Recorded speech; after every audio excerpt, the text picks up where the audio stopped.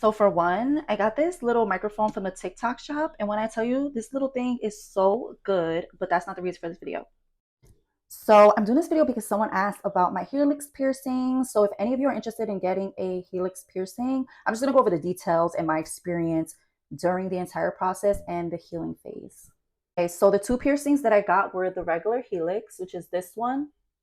And then I got this one here. It's still really tiny, but it's called the forward Helix piercing. So the first thing I'm gonna talk about is the cost. So it can cost anywhere from like $30 to $75, depending on where you go.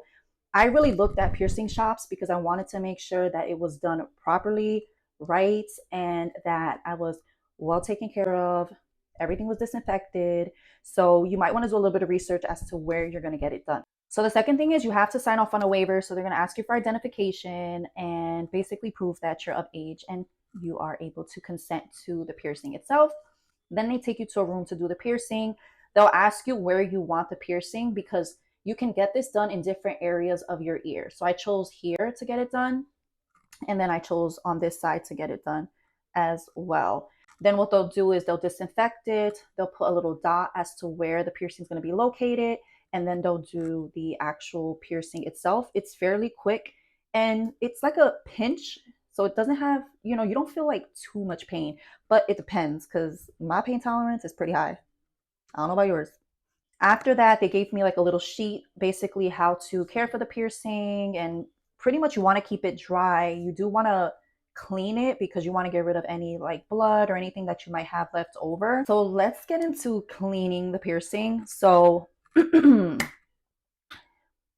is where the struggle was real. So I got this one done first, and I waited a little while to get this one done because you don't want to get them done at the same time. You're going to be really uncomfortable, especially when you're trying to sleep. So cleaning, they do sell products that you can use, that you can spray. So basically I made my own saltwater solution that I would use on my piercing, but for some reason it kept getting infected. One thing I'm going to tell you, do not touch the piercing. Do not try to pierce any bubbles that might appear because you're just going to cause more damage to your skin and you're going to make the healing process 10 times harder and 10 times longer. So initially I kept touching it. I kept like popping it and I was just like, why does it keep coming back? And I was like, you know what? One day I was just like, I'm just going to stop. I'm not going to touch it. I'm just going to clean it like I typically will do. So I will take a cotton swab and I will typically put some antibacterial soap on it and then I'll rub it around. I'll rinse it, pat it dry, and leave it like that. I tried to put a little bit of Neosporin if I did feel like it was getting infected. It's not recommended, but it did work for me with any infections. But what I'm going to say is don't touch the piercing. Don't play with it because your hands are dirty. You want to make sure that your hands are clean when you are washing it. So I typically will wash it after the shower or in the shower, either one of those. And throughout the day, sometimes I'll wash it as well if I feel like there's crust or anything built up on it. I had a bubble and I was like, you know what? I'm not going to touch it. And guess what? It healed on its own and it left on its own, which I was surprised at because I'm like, hold on a second. Where'd it go? And it left. Pain. There's not a lot of pain, honestly. It did hurt. It did feel like a little inflamed. But aside from that, like the healing was pretty quick.